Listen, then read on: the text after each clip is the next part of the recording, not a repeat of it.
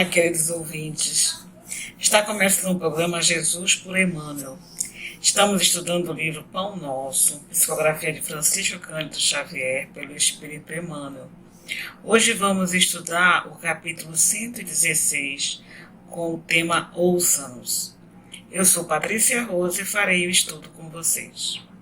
E como sempre, a gente vai começar estudando o capítulo. Na epígrafe encontramos: disse-lhe Abraão, eles têm Moisés e os profetas, ouçam-nos. Isso está no Evangelho de Lucas, capítulo 16, versículo 29. A resposta de Abraão ao rico da parábola ainda é ensinamento de todos os dias no caminho comum. Inúmeras pessoas se aproximam das fontes de revelação espiritual. Entretanto, não conseguem a libertação dos laços egoísticos, de modo que vejam e ouçam qual lhes convém aos interesses essenciais. Há precisamente um século, estabeleceu-se o intercâmbio mais intenso entre os dois planos, na grande movimentação do cristianismo redivivo. Contudo, há aprendizes que contemplam o céu angustiados, tão só porque nunca receberam a mensagem direta de um pai ou de um filho na experiência humana. Alguns chegam ao disparate de se desviar da senda, alegando tais motivos. Para esses, o fenômeno e a revelação no espiritismo evangélico são simples conjunto de inverdades, porque nada obtiveram de parentes mortos em consecutivos anos de observação. Isso, porém, não passa de contrassenso. Quem poderá garantir a perpetuidade dos elos frágeis das ligações terrestres? O impulso animal tem limites. Ninguém justifica a própria cegueira com a insatisfação do capricho pessoal. O mundo está repleto de mensagens e emissários há milênios. O grande problema, no entanto, não está em requisitar-se a verdade para atender ao círculo exclusivista de cada criatura, mas na deliberação de cada homem quanto a caminhar com o próprio valor na direção das realidades eternas. E aí, meus irmãos, eu queria refletir vários parágrafos com vocês a respeito dessa falta de ver, de ouvir, que é algo que todos nós ainda estamos adquirindo a capacidade de ver e de ouvir. Embora tenhamos os sentidos perfeitos, muitos, mas a gente ainda vê e escuta muito pouco do que temos no universo. Até porque, ultimamente, nós vivemos em um tempo em que há uma produção excessiva de imagem, de ruídos, e nós precisamos selecionar aquilo que nos é importante. Hoje em dia, há uma espécie de embotamento perceptivo, e só conseguimos olhar para a superficialidade das coisas. Vocês já perceberam isso? Em que é tudo muito rápido, nós somos muito solicitados para perceber tantas coisas em nosso redor, que nós nos perdemos do que é essencial, do que é verdadeiro. E muitas vezes aquilo que nós enxergamos e trazemos para nós como realidade são frutos da nossa ilusão perceptória. Nós ainda não conseguimos alcançar o verdadeiro sentido do que é a realidade que nos envolve. E é por isso que nós precisamos ter muito cuidado com aquilo que nós estamos tendo por verdade. Nem sempre o que enxergamos corresponde à verdade, mas sim ao que nós desejamos. Então nós enxergamos no outro aquilo que nós queremos ver nele, e não exatamente aquilo que ele é. E isto vale para a realidade em torno de nós.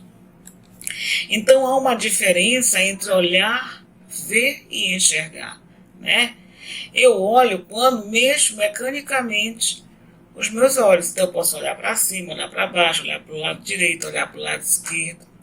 Ver já é um pouco mais diferente. Para eu poder ver, eu preciso ter a percepção, o nervo óptico íntegro, né, que eu possa captar as luzes que me chegam, né, que vão transformar todos os estímulos luminosos na minha retina, transformar imagens. Isso é ver, diferente de olhar. Mas para enxergar já é um pouco mais diferente. Eu preciso traduzir a minha bagagem, as minhas experiências, que é desta forma que eu vou enxergar. Então, enxergar é uma experiência sensório espiritual. E isso vale também para ouvir, né? Porque eu só posso perceber, captar as imagens e os sons daquilo que eu conheço. Porque senão a gente vai ver, vai ouvir, mas o cérebro não vai registrar. E aí vamos voltar aqui nos parágrafos, né? Porque é muito interessante quando ele fala, né, da questão do Abraão, em que ele, quando foi solicitado ao rico que pudesse, né, ter Abraão, que voltasse para então mostrar a todos que existia a vida após a morte, né? Que precisava ser levada em consideração essa lei. E Abraão diz, eles têm Moisés e os profetas, ouçam-nos. E o que é que a gente está ouvindo desses profetas que habitam entre nós ainda hoje? Né? O que é que nós estamos captando? Então, as pessoas estão esperando encontrar nos meios em que elas buscam, né? Então, você vai para um centro espírita e você espera receber uma mensagem de um ente muito amado que partiu. E você espera receber, né, de uma reunião mediúnica, através de um médium que esteja em transe, para que ele possa lhe dizer. E quantas vezes essas pessoas, mesmo em estado de vigília, não só estas, como qualquer pessoa, elas não podem servir de instrumento, né, dentro de uma faculdade mediúnica e trazer as mensagens que você tanto espera. Mas que, como elas vêm de uma pessoa que está em estado de vigília e que você nem sabe se é médium ou não, você desconsidera. Né? Quantas vezes nós recebemos mensagens que elas são decodificadas por nós, né, como sendo balelas, e são mensagens que vêm da espiritualidade a nos dizer que caminho seguir, né, que decisão tomar, que nós devemos então enxergar coisas que não estamos percebendo.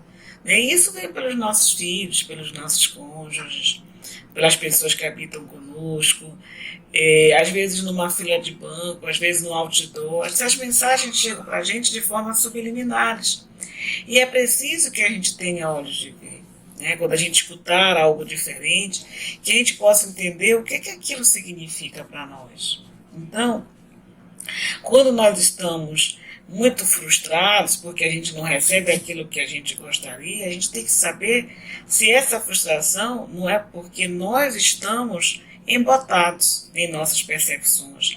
Nós estamos tão mergulhados no materialismo que a gente não consegue detectar o imaterial. Né? Então é preciso que nós façamos um silêncio interior. Será que a gente consegue entender a linguagem do silêncio?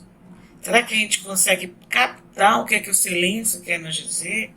E consoante a isso, eu queria fazer aqui uma reflexão com vocês, né, de que é preciso que a gente possa silenciar a nossa mente para entender, então, o que vem de fora, né? E esse de fora não significa do ambiente exterior, mas do que vem de outras mentes. Porque quando eu passo a fazer a contemplação da natureza, né, eu esvazio a minha mente, que muitas pessoas chamam de meditação, eu começo a captar a voz do silêncio. E o que é que essa voz está me dizendo? Né? Eu tenho que perceber que muitas das vezes essa voz são os mentores espirituais, que eu estou pedindo ajuda para que eles possam me assessorar nas questões de vida que eu estou vivendo, mas a gente se preocupa tanto em falar, em pedir, e a gente esquece de fazer silêncio para escutar a resposta. Então, quando eu faço essa contemplação da natureza, que eu me encanto com o silêncio, com a voz com o cântico dos pássaros, né? Com a brisa que chega até mim, eu posso então me abrir para escutar o que de fato eu preciso saber. Mas é preciso que eu faça esse silêncio interior, porque a nossa mente é muito tagarela, né? Então, quando eu faço esse silêncio interior, eu me permito contemplar a potente beleza e intensa poesia que estão presentes nas singelezas e reentrança das texturas disformes, da variedade de matizes e dos tons registrados pelo olhar e que nos convidam a meditar sobre a importância de enxergarmos mais além. Eu capto imagens, eu capto sons, eu percebo algo que eu até então não tinha conseguido perceber. Então é preciso que a gente faça como uma criança, que a gente desconstrua todas essas imagens, esses ruídos que chegam até nós e nos encantemos com o desconhecido.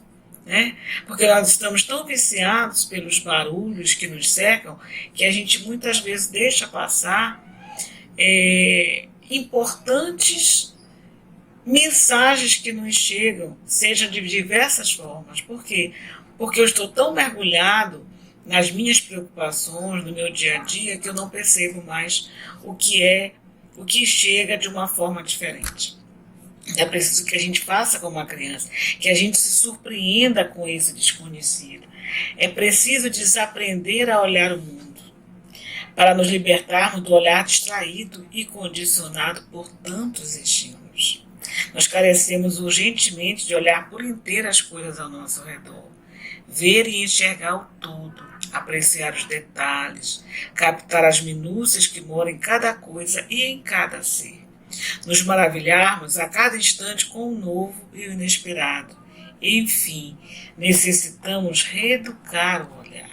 Veja como isso é importante para a gente. Se nós não educarmos o nosso ouvido, né, o nosso olhar, e precisamos, se nós não educarmos, voltando, né, se nós não educarmos o nosso olhar, o nosso ouvido, a gente não vai captar o que vem do mais além. E é preciso a gente ter aguçar esses nossos sentidos, não só a visão e a audição do corpo físico, mas do corpo espiritual, do próprio espírito, né? Porque a gente não percebe o que vem do mais além com o corpo físico, e sim com o corpo espiritual. É por isso que eu disse anteriormente, o ato de ver é uma experiência complexa, ela é sensório-motor, e o ato de enxergar é uma experiência psíquica e espiritual. Então é preciso que a gente compreenda que para a gente receber as vozes do além, né, as percepções do além, a gente tem que ter um olhar voltado para esse além. E não é com os sentidos do corpo físico que a gente vai dar conta disso, que a gente vai ter essa percepção. Então não adianta a gente querer encontrar algo que não é da matéria pelo corpo material. Tá? É preciso que a gente transcenda no olhar, transcenda no escutar, porque aí nós vamos perceber muito mais do que está em nosso redor físico. Mas para isso eu preciso educar o olhar e o ouvido. E não só isso, né? Me educar como um todo. Porque muitas vezes eu até posso receber um abraço de um ente querido desencarnado, mas eu não consigo perceber e muito menos registrar, porque eu não tenho essa percepção táctil que está para além do meu corpo físico. Eu posso escutar algo que vem, até mesmo de uma voz imaterial, mas eu não consigo captar. E eles são unânimes em dizer que eles tentam muito entrar em contato conosco, mas que a gente não consegue captar o que eles querem nos mostrar e nos dizer. Então, existe um livro chamado O Voo do Pássaro Selvagem, de autoria de Joseph Campbell, em que ele faz uma descrição muito interessante sobre a experiência realizada pelos yogis no intuito de superar esse olhar óbvio, né? Que é para atingir um estado de não-mente, que facilita a obtenção de olhar mais altaneiro, uma visão mais panorâmica da realidade, que consegue captar para além dos significados e sinais impostos pelo olhar padronizado. Então, meus irmãos, vejam como isso é importante, a gente educar o nosso espírito para captar os sons que vêm do mais além. Né? E esta é a mensagem que eu queria passar para vocês, né? Já agradecendo pela atenção por esse momento e dizer que essa foi a nossa contribuição para o divulgar.net. Paz no coração de todos.